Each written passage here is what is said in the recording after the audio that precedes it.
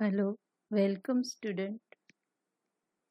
Standard 8th Gujarati Second Language Chapter 10 આલા લીલા વાંસળિયા સાહિત્ય પ્રકાર લોકગીત કાવ્ય પરિચય આ કાવ્યનો સાહિત્યનો પ્રકાર લોકગીત છે. લોકગીત એટલે લોકો દ્વારા લોકો વડે લોકોની સંવેદનાઓ અને ભાવોર્મીઓનું આલેખન કરતું ગીત. આમ લોક સમૂહ દ્વારા રચાયેલ ગીતને લોકગીત કહે છે.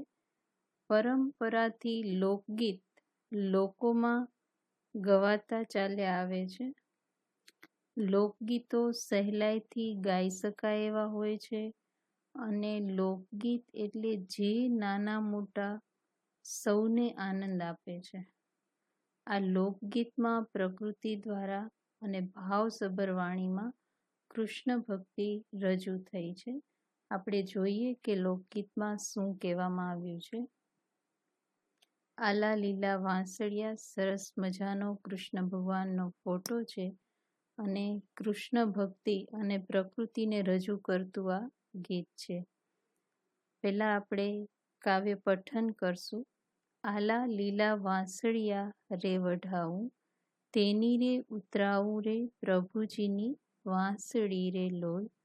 વાંસળીએ કાંઈ હંસ પોપટ ને મોર, વાંસળી વગાડે રે નંદજીનો લાડકો રે લોલ.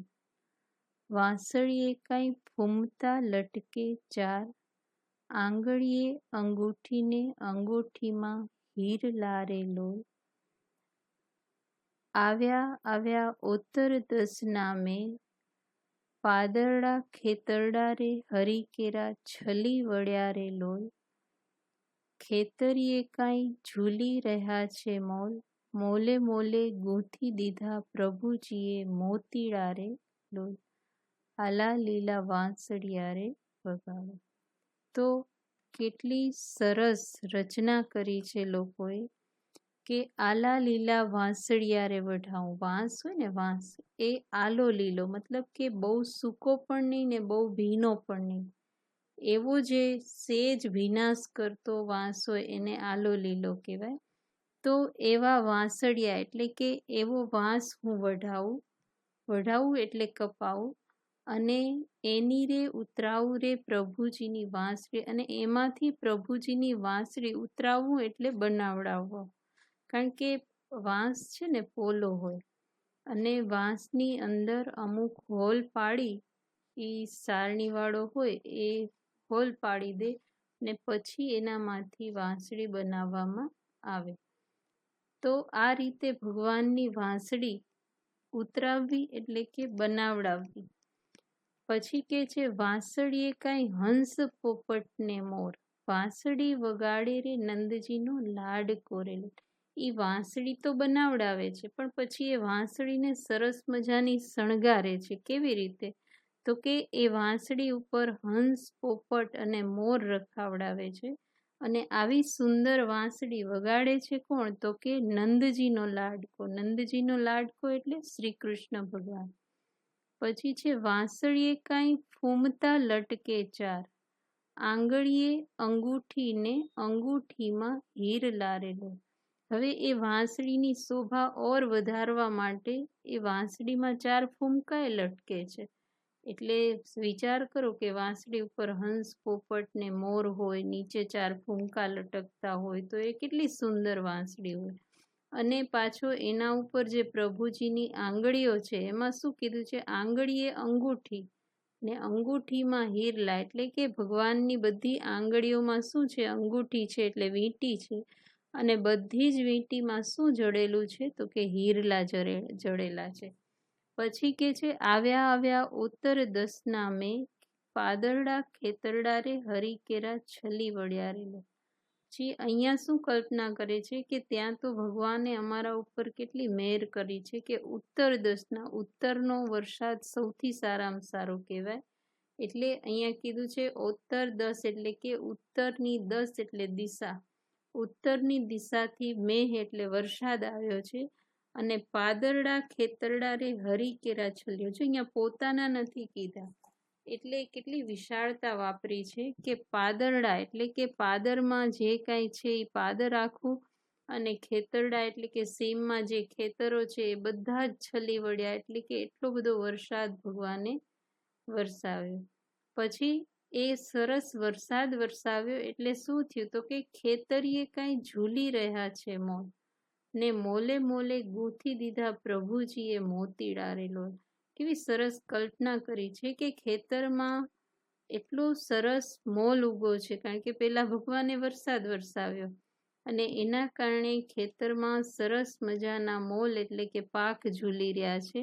પાછા મોલે મોલે ગૂંથી દીધા પ્રભુજીએ મોતીડા રે લોલ, એટલે કે જ્યારે આપણો પાક તૈયાર થાય, ઘઉં હોય, બાજરી હોય, જુવાર હોય, તો એની ઉપર સરસ મજાના એના કણસલા હોય અને એની અંદર પ્રભુએ મોતી ગૂંથી દીધા એટલે કે દાણા. કારણ કે કેટલી સરસ પ્રકૃતિની રચના છે કે એક બીજમાંથી આખું છોડ થાય, છોડમાં પાછું કણસલું થાય અને એનામાં કેટલા બધા બીજ થાય, એટલે એકના અનેક આપનાર ઈશ્વર છે એવી અહીંયા સરસ મજાની કલ્પના કરી છે.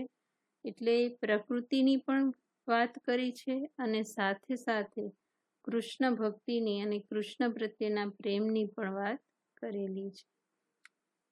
ત્યાર પછી કેટલાક શબ્દોની સમજૂતી. આલુ એટલે આછી ભીનાશ ધરાવતું, હમણાં આપણે વાત કરીએ એમ.